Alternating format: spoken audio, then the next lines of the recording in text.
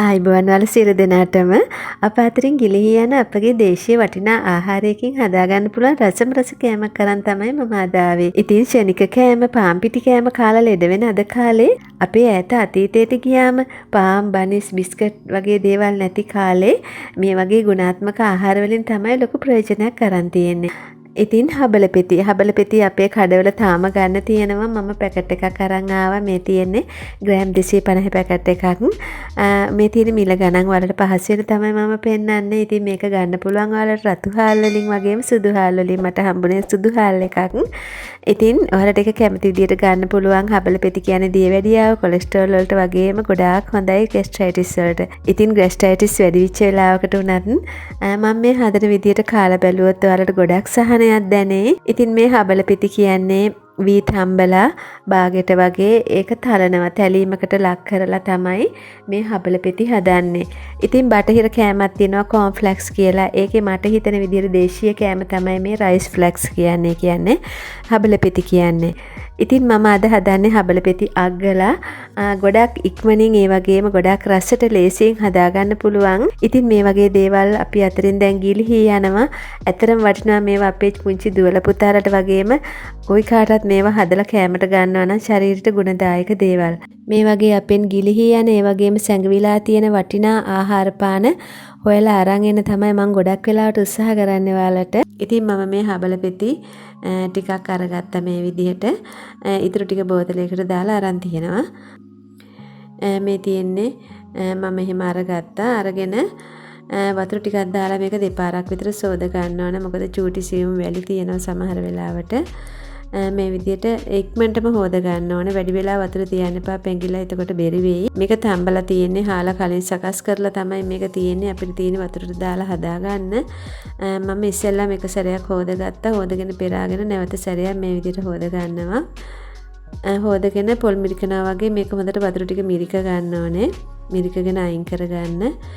ඊට පස්සේ මේක හදන්න මම ගත්ත ද්‍රව්‍ය ටික තමයි මේ තියෙන්නේ. පොල් ගත්ත මේ ප්‍රමාණයට. හබල පෙති ප්‍රමාණයටම පොල් ගන්න තියෙනවා නම් ගොඩක් රසයි මේක. ඒ වගේම මම ගත්ත රට ඉඳි ටිකක්. රට ඉඳි ගිරි 4-5ක් විතර. මේක අත්‍යවශ්‍ය නැහැ. තියෙනවා නම් අරගන්න. සෝදලා පොඩි කෑලි කපා ගන්න. ඒ වගේම සීනි ටිකක් තියෙනවා. ලුණු තියෙනවා.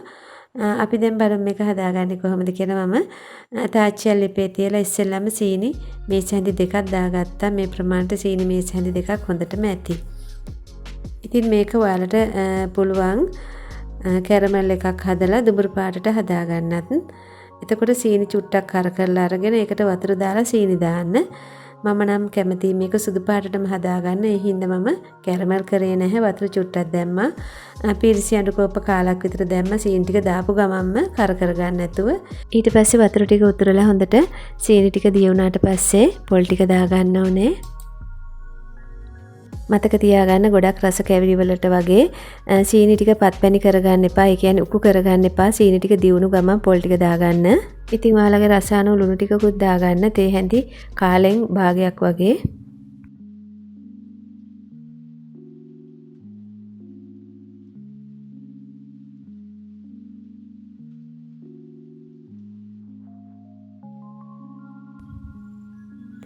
ඊට පස්සේ මම දැම්මේ රට ඉඳි කපාගත්ත රට ඉඳි ටික. ඔයාලට තියෙනව නම් දාගන්න, නැත්නම් නිකන් හදාගන්නත් පුළුවන්. ඊට පස්සේ මේකේ තියෙන වතුර ගතිය ගොඩක් අඩු වෙලා ටිකක් හිඳෙනකොට මම හබල පෙති ටික එකතු කරගත්තා.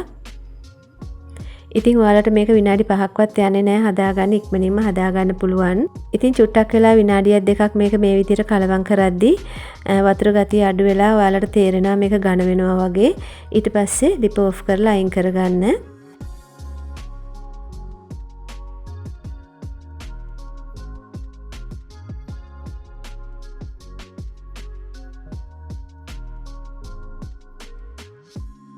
අයින් කරගෙන චුට්ටක් නිවුණාට පස්සේ රස්නේ තියෙද්දිම මේ විදිහට බෝල හදාගන්න. ඉතින් ඒ විදිහට මම බෝල හදාගත්ත අග්ගලා. ඉතින් මේ විදිහට හොඳට ගුලි වෙනවා මේක. ගැලවිලා යන්නේ නැහැ. සීනි ටික මේ විදිහට උණු කරලා ගත්තාම මේක හොඳට ගුලි කරගන්න පුළුවන්. මේක සමහරව හදනවා සාමාන්‍ය විදිහට පොල් දාලා සීනි දාලා නිකම්ම ලිපේ තියන්න නැතුව. නමුත් මේ විදිහට හදාගත්තාම මේක ගුලි කරගන්න පුළුවන් ලස්සනට. ඉතින් මේ තියෙන්නේ මේ විදිහට මම හදාගත්තා.